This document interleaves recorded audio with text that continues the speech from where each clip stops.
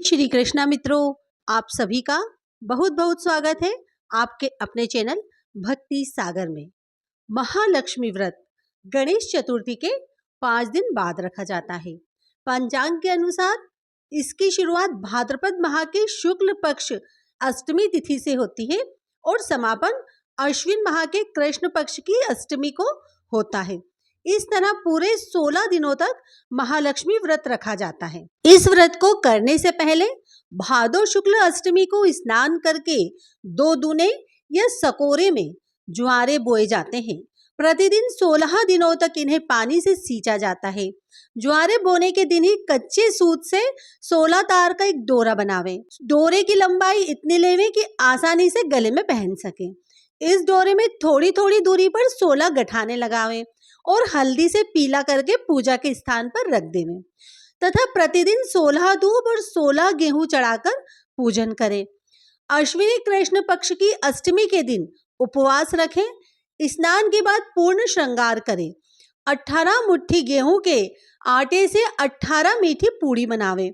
आटे का एक दीपक बनाकर 16 पूड़ियों के ऊपर रखें तथा दीपक में एक घी की बत्ती रखें। शेष 2 पूड़ी महालक्ष्मी जी को चढ़ाने के लिए रखना चाहिए। अखंड ज्योति का एक और दीपक अलग से जलाकर रखें। पूजन करते समय इस दीपक को जलावें तथा कथा पूरी होने पर दीपक जलते रखना चाहिए। अखंड ज्योति का एक और दीपक अलग से जलाकर रखें। पूजन के पश्चात इन्हीं 16 पूड़ी को बिये की खीर या मीठे दही के साथ खाते हैं। इस व्रत में नमक नहीं खाते हैं।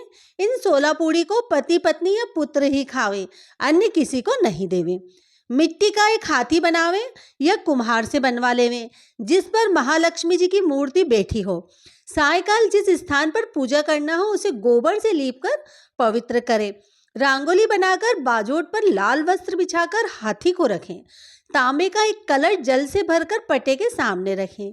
एक थाली में पूजन की सामग्री जैसे रोली, गुलाल, अबीर, अक्षत, आटी अर्थात लाल धागा, मेहंदी, हल्दी, टीकी, सुर्किया, दोवड़ा, लौंग, इलायची, खारक, बादाम, पान, गोल सुपारी, बिछिया, वस्त्र, फूल, दूब, अगरबत्ती, कपूर, इत्र, मौसम के फल फूल, पंचामृत, मावे का प्रसाद रखें।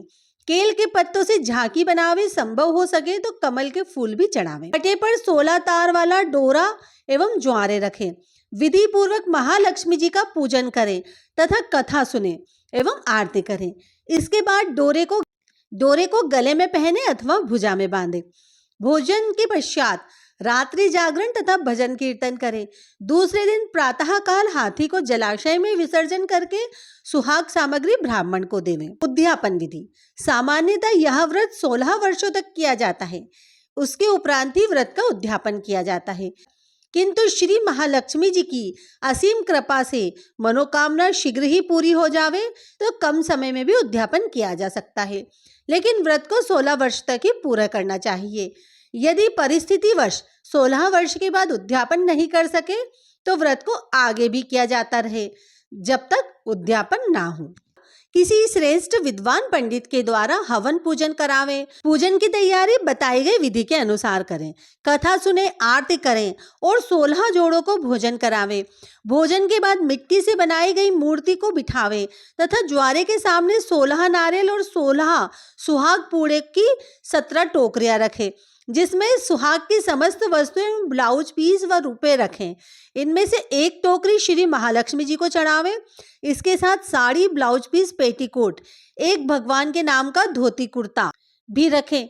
इनका संकल्प लेवें। 16 जोड़ों को भोजन करावें। 16 जोड़ों को भोजन कराने के पश्चात पुरुषों को पूजन में रखे गए नारियल के साथ रुपये रखकर तिलक करके देवें। स्त्रियों को सुहाग पूड़ा दक्षिणा के रूप में देवें। पंडित को धोती कुर्ता व दक्षिणा देवें। सबको भोजन कराने के बाद स्वयं मीठी पूड़ी, खीर या मीठे दही से खावें। इस दिन भी नमक नहीं खाना चाहिए। रात्रि जागरण, भजन कीर्तन करें। अखंड ज्योति जलती रहना चाहिए। प्रातःकाल हाथी एवं फूल पत्ते आदि को जलाशय में विसर्जन करें। इसके बाद शेष बचा हुआ सुहाग पूड़ा लक्ष्मी जी को चढ़ाए गए वस्त्र एवं नारियल, धोती कुर्ता अपने सास ससुर अथवा ननंद नंदोई अथवा जेठ जिठानी अथवा किसी बड़े को देकर उनसे आशीर्वाद प्राप्त करें। आइए सुनते हैं श्री महालक्ष्मी व्रत कथा।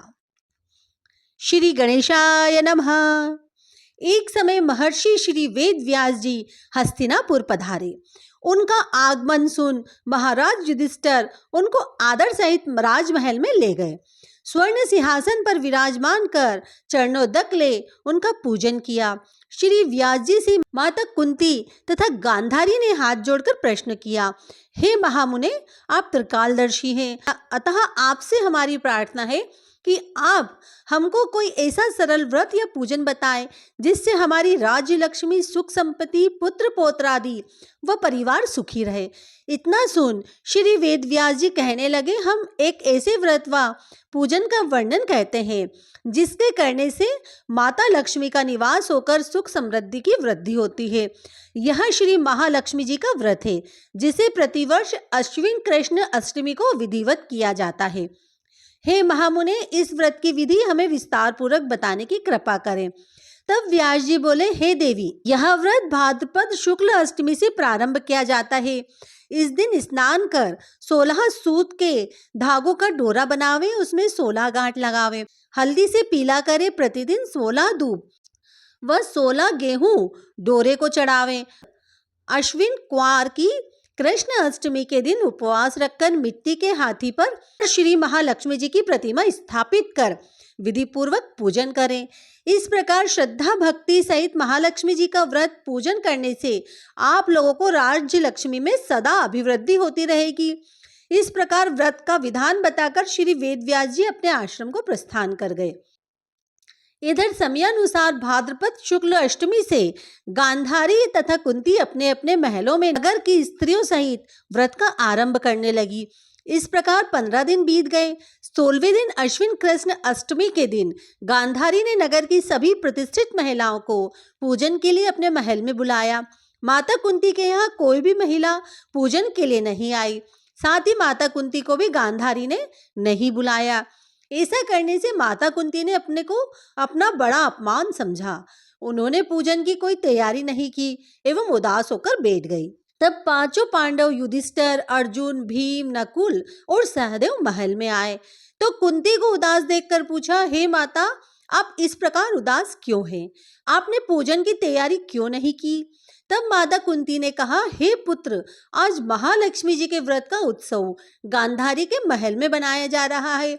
उन्होंने नगर की समस्त महिलाओं को बुला लिया और उसके सुपुत्रों ने मिट्टी का एक विशाल हाथी बनाया, जिस कारण सभी महिलाएं उस बड़े हाथी का पूजन करने के लिए गांधारी के यहाँ चली गई, लेकिन मेरे यहाँ कोई नहीं आई। यह सुनकर अर्जुन ने कहा, हे माता, पूजन की तैयारी करें और नगर में बुलावा लगवा दे कि हमारे यहाँ महल में स्वर्ग के ऐरावत हाथी की पूजन होगी। इधर माता कुंती ने नगर में ढिंडोरा पिटवा दिया कि पूजा की विशाल तैयारी होने लगी। उधर अर्जुन ने बाण के द्वारा स्वर्ग से ऐरावत हाथी को बुला लिया। इधर सारे नगर में शोर मच गया कि कुंती के महल में स्वर्ग से इंद्र का ऐरावत हाथी पृथ्वी पर उतार कर पूजा जावेगा। समाचार को सुनकर नगर की सभी नर नारी, बालक तथा वृद्धों की भीड़ एकत्रित होने लगी। उधर गांधारी के महल में हलचल मच गई। वहां एकत्र हुई सभी महिलाएं अपनी अपनी पूजन की थालियां लेकर कुंती के महल की ओर जाने लगी। देखते ही देखते कुंती का सारा महल ठसाठस भर गया। माता कुंती ने ऐरावत को खड़ा करने हेतु अनेक रंगों के चौक पुरवा कर नवीन रेशमी वस्त्र बिछवा दिए। नगरवासी स्वागत की तैयारी में फूल, माला, अबीर, गुलाल, केशर हाथों में लिए पंक्तिबद्ध खड़े थे। जब स्वर्ग से ऐरावत हाथी पृथ्वी पर उतरने लगा तो उसके आभूषणों की ध्वनि गूंजने लगी। ऐरावत के दर्शन होते ही जय जयकार के नारे लगने लगे। सायकाल के समय इंद्र का भेजा हुआ हाथी ऐरावत माता कुंती के भवन के चौक में उतर आया।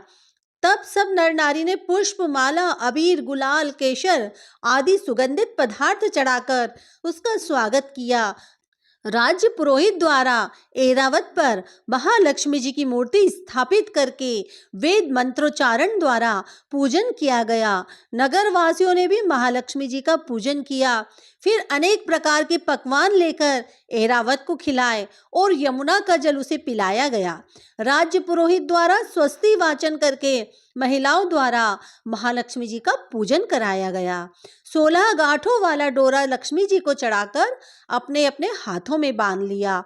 ब्राह्मणों को भोजन कराया गया। दक्षिणा के रूप में स्वर्ण आभूषण, वस्त्र आदि दिया गया। तत्पश्चात महिलाओं ने मिलकर मधुर संगीत लहरियों के साथ भजन कीर्तन कर संपूर्ण रात्रि महालक्ष्मी जी के व्रत का जागरण किया।